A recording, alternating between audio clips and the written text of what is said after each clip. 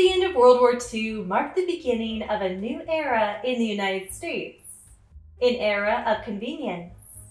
New technologies that had either been postponed by or developed during the war were finding their way into everyday life. Among them were frozen meals that promised to eliminate hours of cooking and replace it with more leisure time. This is the story of Swanson and how the company made the so-called miracle meal popular. The answer to the question, who invented the TV dinner, is not exactly straightforward.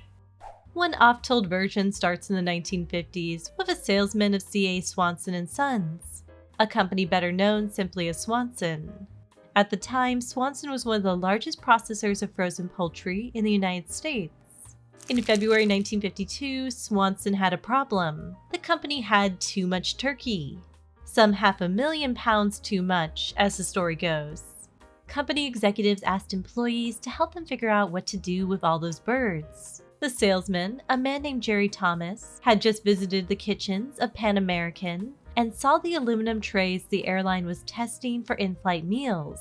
He asked if he could have a tray. On his flight home, he tinkered with its design and came up with the idea of a frozen turkey dinner with 3 separate compartments. Swanson, who already had a reasonably successful line of frozen turkey pies on the market, saw the potential of Thomas's idea. And so, in December 1953, Swanson introduced a line of frozen TV dinners to the market. But this is not the only origin story for Swanson's TV dinners. Another version also starts with a surplus, but not a surplus of birds. Instead, it starts with a surplus of freezer space. During World War II, Swanson had dramatically increased its production capabilities to provide the US military with frozen chicken to feed the troops. And so, when the war ended, Swanson was left with a lot of empty freezers.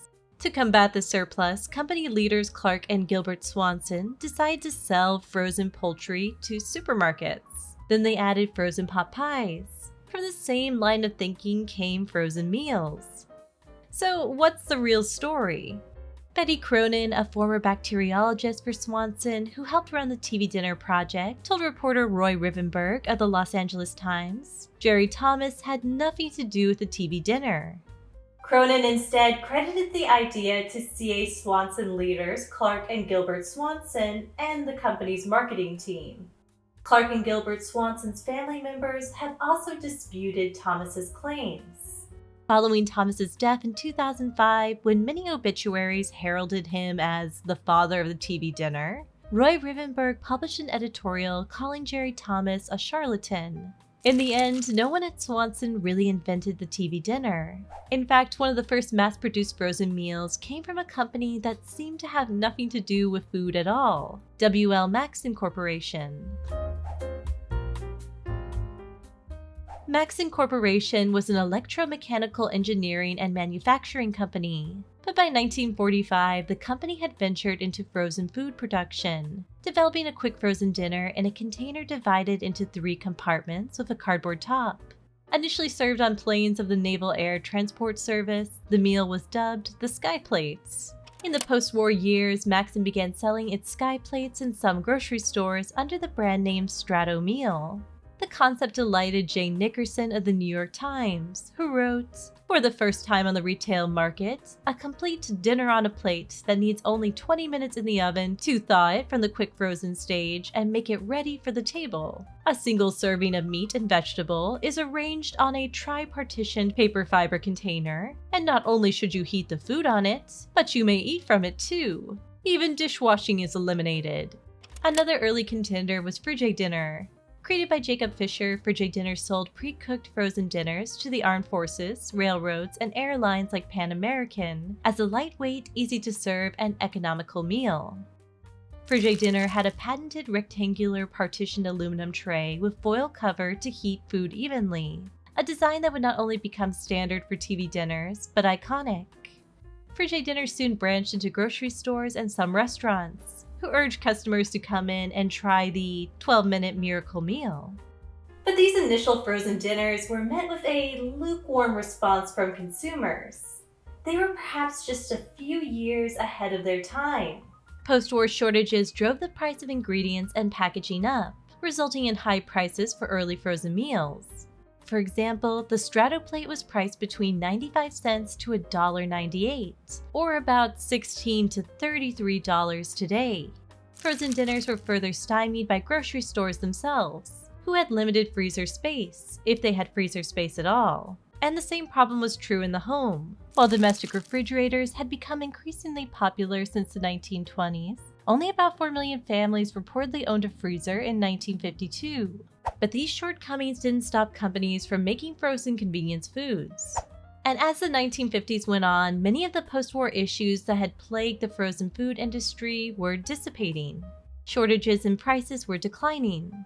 Post-war economic prosperity enabled some consumers to consider adding a freezer to their growing list of home appliances. And demand for convenience foods among consumers was rising, which in turn meant stores were adding new freezer space to hold more frozen fruits, vegetables, meats, juice concentrates, and of course, meals. Perhaps the biggest indicator that frozen meals could succeed were frozen pot pies. In 1951, 4 million chicken pot pies were sold. In 1953, that number jumped to 25 million, making frozen pot pies the fastest growing item in the frozen food field, or rather, the fastest growing item before Swanson's TV dinner hit the market. Swanson first debuted its own frozen dinner during a convention of food editors in October 1953. The response from the food editors was so overwhelmingly positive that Swanson decided to mass produce its dinners immediately. And so, in December 1953, Swanson's TV dinners were available in stores across the United States.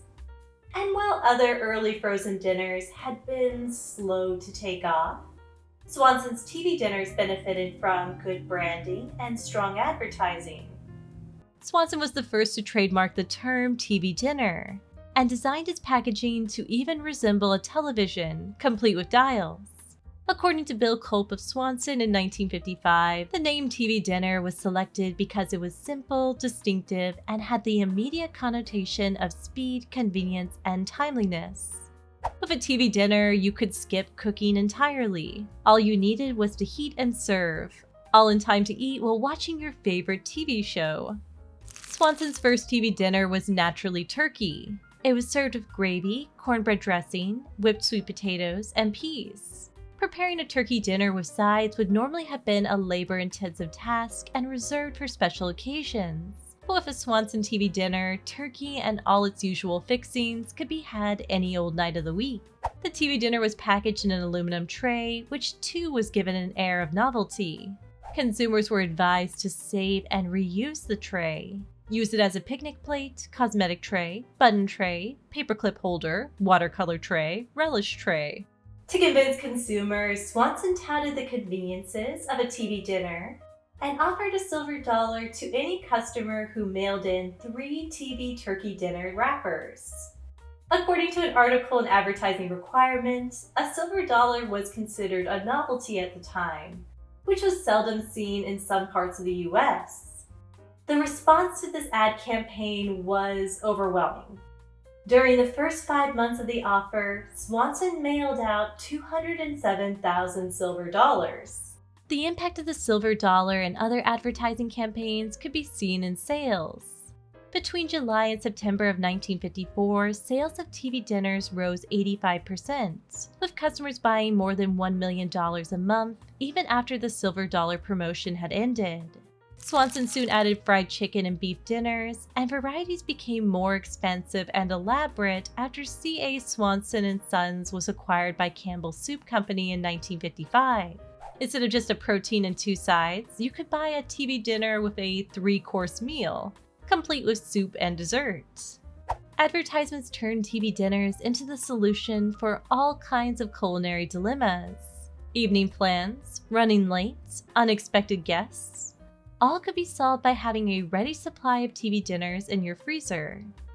TV dinners could even help save Thanksgiving, with newspapers describing frozen dinners as the easiest holiday turkey dinner you ever spread on a table, and advising, To some families may find frozen turkey pies and frozen turkey dinners, all ready to heat and eat, the solution to their Thanksgiving dinner problems. TV dinners were also recommended during the busy holiday season. Drop the ribbons and scissors long enough to place several frozen prepared dinners in the oven. They take only about 30 minutes to heat. Serve the dinners right in their own disposable container to save time and energy. In general, TV dinners were not marketed for everyday use, but for when the situation demanded a quick and easy option. But TV dinners began to lose their luster in the 1970s. In 1974, Americans ate 557 million pounds of frozen dinners, compared to 590 million pounds in 1973. Several factors accounted for the decline, the biggest one being a recession and oil crisis. As energy shortages took hold, frozen meals became more expensive to prepare and store, leading to higher prices for consumers. It was cheaper to make your own dinner rather than buy it frozen. Consumers had to choose between convenience and cost. They chose the latter. At the same time, frozen dinners had new competition: fast food and the microwave. Getting dinner from a fast food restaurant had the same convenience as a frozen meal, but with the added fun of going out to eat. Microwaves could heat up leftovers in just minutes, compared to frozen dinners, which had to be heated for 20 minutes or more in an oven. Lastly, the perception of food was changing. In the 1950s, cooking was a chore. Part of the middle-class dream was to have labor-saving frozen foods so that you didn't have to cook. But by the 1970s, cooking was becoming less of a chore and more of a hobby, thanks in part to famed cook Julia Child. Child's TV show and cookbooks made cooking into something approachable, relatable, and even fun. And as a result, more people were trying their hand at homemade food. Swanson tried to fight against declining sales by introducing new products like Hungry Man, a heartier version of their frozen dinners, and Le Menu, an attempt to mimic a more restaurant-like experience in a frozen dinner. The company replaced its iconic aluminum trays in favor of microwave-friendly plastic ones, and it even ditched the name TV dinner, simply using dinner or entree instead. But all of this was to little avail. Even though frozen meals would rise again in popularity, along with the demand for quick and convenient foods in the ensuing decades, Swanson continued to lose market share. And the brand, which had played a large role in popularizing the frozen meal, was discontinued in the US, although it lives on today through Hungry Man, which is still available.